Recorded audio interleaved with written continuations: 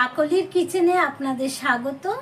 আজকে আমি করে দেখাবো মশলা বাহারি করলা, যেটা আপনারা বাহারি করলাও বলতে পারেন, মশলা করলাও বলতে পারেন।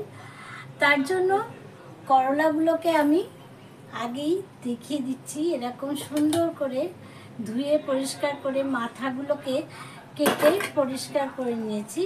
আর একটা করে দেখছেন চিরা লাগিয়ে নিয়েছি। এরকম করে চিরা লাগিয়ে নিয়ে ছুরি দিয়ে আপনারা ভেতর থেকে দানাগুলোকে ফেলে দেবেন। আমি ফেলে দিয়েছি। এই যে চিরা লাগিয়ে দানাগুলোকে ফেলে পরিষ্কার করে দিয়েছি। দেখুন ভেতরটা পুরো খালি হয়ে গেছে। এরকমভাবে প্রত্যেকটাই এই যে দেখুন ভেতরটা খালি। আর এরপর আমি তেলটা গরম করতে দিয়ে দিয়েছি। এর মধ্যে আমি পেঁয়াজগুলো ভেজে নেব। একটা পুর বানিয়ে ওর ভেতর ভরতে হবে। তার জন্য একটু পেঁয়াজ কুচি, ছোট ছোট করে পেঁয়াজ কুচিয়ে নিয়েছি।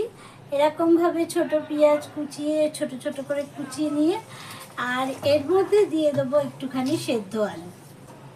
সেদ্ধ আলুর জন্য আলু সিদ্ধ করে নিয়েছি। কুচিতে এবার একটুখানি আদা রসুনের পেস্ট দেবো, দিয়ে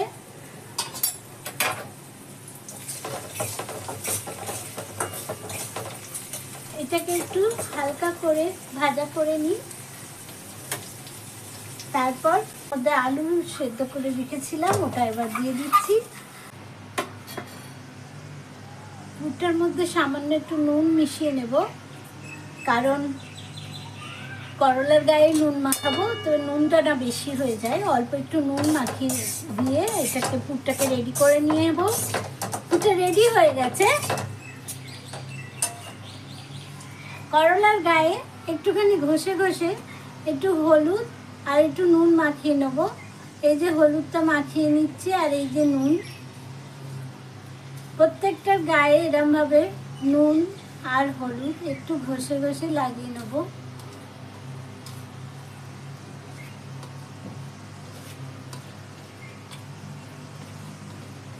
দেখুন আমার মাখানোটা শেষ হয়ে গেছে।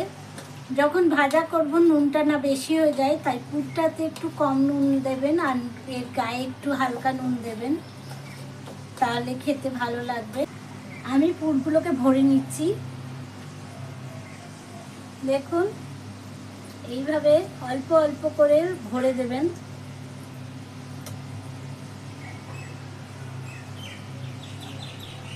এইভাবে আরেকটা ভরে দেখিয়ে দিচ্ছি। অল্প অল্প করে নিয়ে ভরবেন। এটাও রেডি হয়ে গেছে। আমার সবকটা রেডি হয়ে গেছে। এবার আমি দেখুন প্রত্যেকটা করলাকে আমি সুতোর সাহায্যে বেঁধে নিচ্ছি, এই যে সুতো দিয়ে, যাতে পুরটা ভেতর থেকে বেরিয়ে না আসে ভাজার সময়। এবার ঘি আর তেলের মধ্যে মিশিয়ে দিলাম। এগুলোকে ভালো করে ভাজা করে নেব। রান্নাটা রেডি হয়ে গেছে। দেখুন ভাজাটা হয়ে গেছে। এরপর আমি একটু ভাত দিয়ে খেয়ে দেখি যে কেমন লাগছে।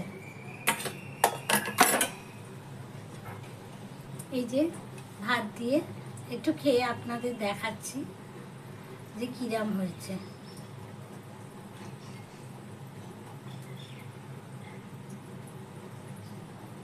দারুণ দারুণ সফটও হয়েছে। দেখুন এই যে পুরটা দেখছেন তো।